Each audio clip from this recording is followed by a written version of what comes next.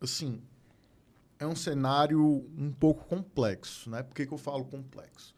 Quando a gente fala sobre isso, sobre perspectiva de valor de frete, como é que está o mercado de transporte marítimo, etc., muitas pessoas querem olhar sobre o prisma logístico de transporte. Eu acho que o prisma não é muito bem esse. O prisma, para entender a situação, é olhar para um prisma econômico. E aí eu vou começar a explicar, você vai entender. Quando a gente pega o transporte marítimo e vai entender um pouco quem está no segmento, a gente tem que o comércio global ele funciona 90% a 95% através de transporte marítimo. As cargas do comércio global se movimentam de um país A para um país B 90 a 95% das vezes através de navios, né? Por vários motivos, né? De economia e etc, etc. Valor de frete, enfim, toda essa questão do modal marítimo. Então, a grande verdade é que o transporte marítimo é algo pungente para o mercado global, para a economia global. Né? E tendo isso em mente, tendo em mente mais do que isso, em que o próprio transporte marítimo é o segmento mais globalizado do mundo e ele está nitidamente atrelado ao comércio e à economia global, a gente tem um seguinte cenário. Toda vez que você tem uma economia pungente a nível global, você tem uma grande demanda por frete, né? Do outro lado, quando a gente olha para o transporte marítimo e a frota global, geralmente você tem uma frota limitada de navios, né? A gente pega hoje, tem mais ou menos 20 mil navios de transporte aí ao redor do globo, uma frota que não muda muito ano a ano, né? Na verdade, alguns anos para outros, na verdade, você tem uma redução de frota, que a frota vai ficando velha e vai sendo enviado para corte, que foi o que aconteceu em 2020, vai acontecer em 2021 e aí 2022 começa a mudar esse cenário. Então, assim, toda vez que você tem uma economia aquecida, você tem frete caro. Por quê? Porque você tem uma alta demanda com oferta limitada. Lei econômica básica, né? Questão de oferta e demanda. Então, jogando sempre essa questão da oferta e demanda, a gente tem que olhar duas coisas. Primeiro, demanda por frete, como é que foi nesses últimos 2 anos, né? A gente teve uma mudança econômica muito grande da contratação de serviço que foi jogado para compra de consumo de bens, né? Por que isso? Porque todas as grandes nações que podiam deram auxílios monetários à sua população para que as pessoas conseguissem passar toda essa problemática de lockdown e Covid, para que as pessoas pudessem ficar em casa. Então, as pessoas em casa não tinham contratação de serviço, né? Não tinham, era muito pouco. O que as pessoas estavam fazendo? Comprando coisa, principalmente online, né? Então, com essa noção de um movimento muito grande para o consumo, e mais do que isso, você injetando dinheiro na economia exatamente para aquecer o consumo e as pessoas terem grana para comprar ali comida e tudo, poder ficar em casa, você teve um aumento frenético para o consumo. Verdade. Né? E do outro lado, você mantém uma frota semelhante. E mais do que esse aumento do consumo, né? Você tem um cenário em que, por exemplo, os Estados Unidos, 40% do dólar em circulação hoje foi impresso nos últimos 2 anos. Todas as grandes nações imprimiram muito para fazer investimentos, contratações, etc. Para quê?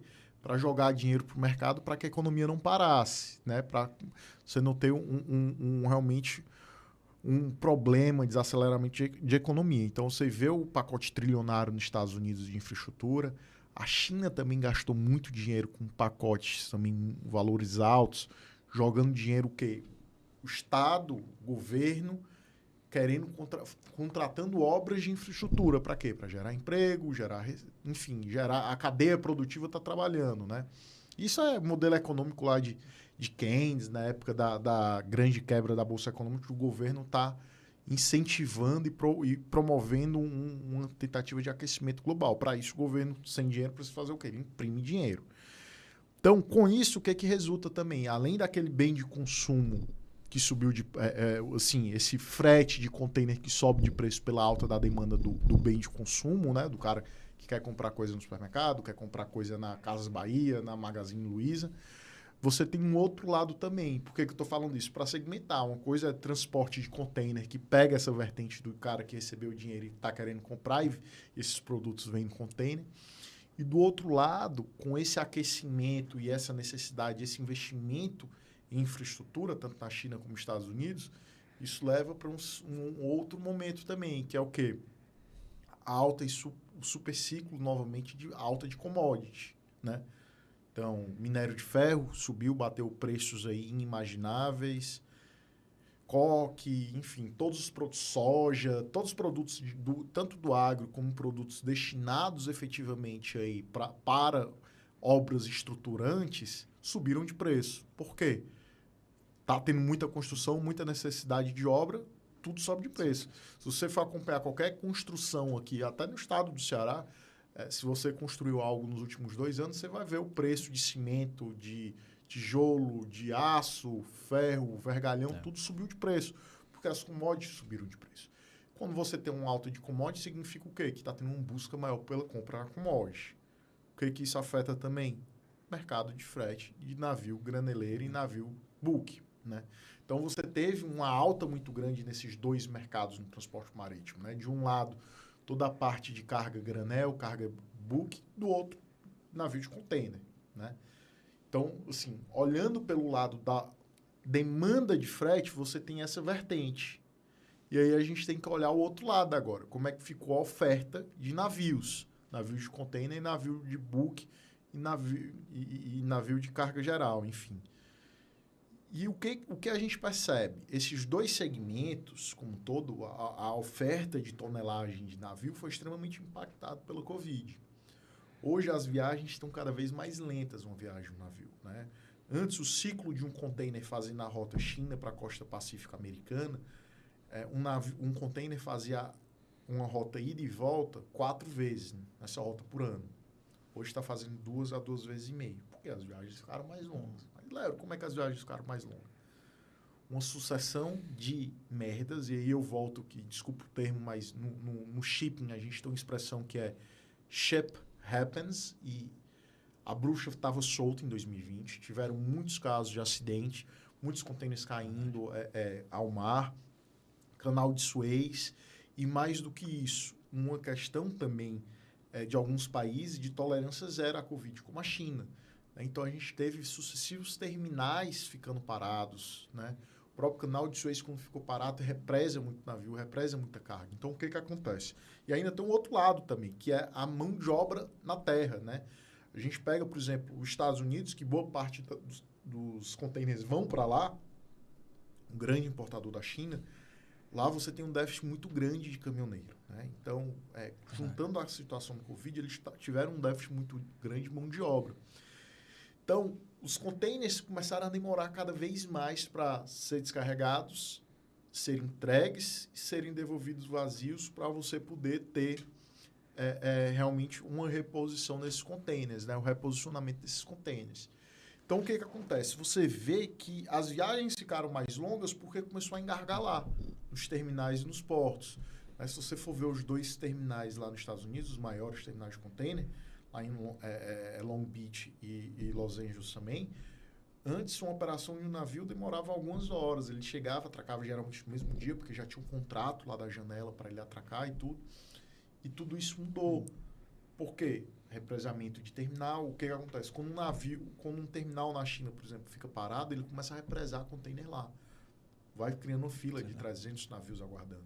E aí, quando depois de 14 dias o terminal volta, depois que ele passa pela quarentena do governo chinês, aquilo ali não volta no mesmo ritmo. Por quê? Os navios continuam chegando, né? Continuam chegando porque tem as janelas para serem cumpridas, principalmente no mercado de container, que é muito sincronizado. E você tem ainda aquela fila de 300 navios que vão ter que atracar e descarregar e carregar. Então, você, em 14 dias, termina em um represamento de carga que, muitas vezes, para você conseguir desovar aquilo tudo, vamos dizer assim, desovar não desovar um container, mas de realmente escoar tudo, vai demorar 3, 4, 5 meses, né? Então, assim, é uma situação muito delicada. E muito problema vem da terra, né? Vem da falta de mão de obra de terra, problema com o transportador rodoviário, muito nos Estados Unidos, falta, inclusive, de mão de obra no setor portuário, baixando a produtividade. Então, o caos está sendo gerado hoje muito pelo congestionamento portuário. Tem culpado? Não tem culpado. Na verdade, é uma sucessão de problemas que está tendo, né? Então, assim, muitos se perguntam, o problema é falta de container? A a gente só olhar os números, né?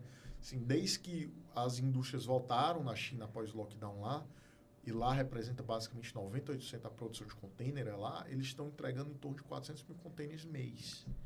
Então, assim, o problema não é tanto, e aqui fica algo a ser pensado, a gente sempre vê muito, é falta de container, é falta de container, é falta de container.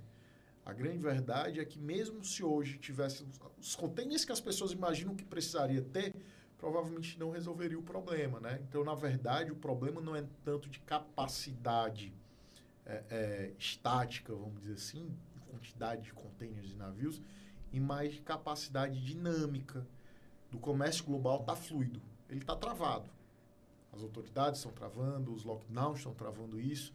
Então, assim, os congestionamentos estão muito grandes e isso está gerando toda a problemática. Porque se antes um container fazia 4 viagens e hoje está fazendo 2, então o custo que um armador vai ter para transportar aquele container vai ser vamos dizer, vai ser bem maior, né? Efetivamente, esse custo tem que ser repassado. Né? Então, assim, as viagens mais longas, um navio parado significa custo. Né? A tonelagem fora do mercado também. Então, tonelagem fora do mercado significa que quando eu quero contratar um navio, eu não vou encontrar navios, né? Porque os navios estão parados, esperando atracar. Então, não tem navio disponível para fazer viagem. E aí, de novo, oferta e demanda. Se não tem, o preço sobe por si só, né? Aí, diferentemente de um cenário, por exemplo, 2009, crise econômica, tive aquelas filas de navios tudo boiando lá em Singapura, no mercado chinês e tudo navio sem carga. Então, eu queria transportar uma carga, eu era rei. Eu fazia leilão invertido. Quem me cobra menos para transportar minha carga? Porque tinha um monte de navio ocioso. É diferente do mercado atual, né? E aí a gente tem um agravante ainda, que é exatamente a frota de navio ficando cada vez menor, né? E aí tem uma outra perspectiva. Mas, Léo, quando é que novos navios vão começar a ser entregues?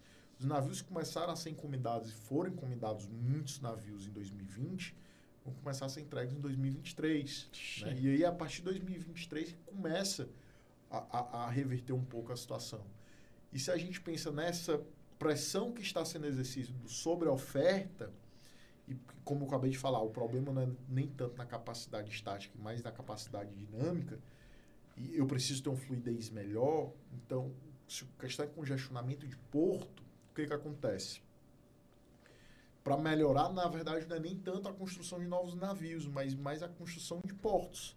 Só que o investimento para o setor portuário é bem mais difícil que para navio. Navio, em 3 anos, está sendo entregue o navio. Né? O setor portuário depende de licenças, licitações, construção. É algo bem mais complexo. Que é muito tempo, ainda 3 anos. 7, 10 anos. Né? Então, assim, é algo bem mais complicado. E eu digo mais, a gente reclama aqui no Brasil, mas a gente está em uma situação privilegiada. Porque a situação está bem, não vou dizer menos, está bem mais tranquila no Brasil do que nos Estados Unidos e na Europa. Porque a gente tem percebido que o congestionamento na Europa e nos Estados Unidos está bem pior. Né? Os portos lá estão realmente extremamente colapsados. E o Brasil, a gente vem seguindo, a gente teve muito investimento no setor portuário, principalmente nos últimos 3, 4 anos. Verdade.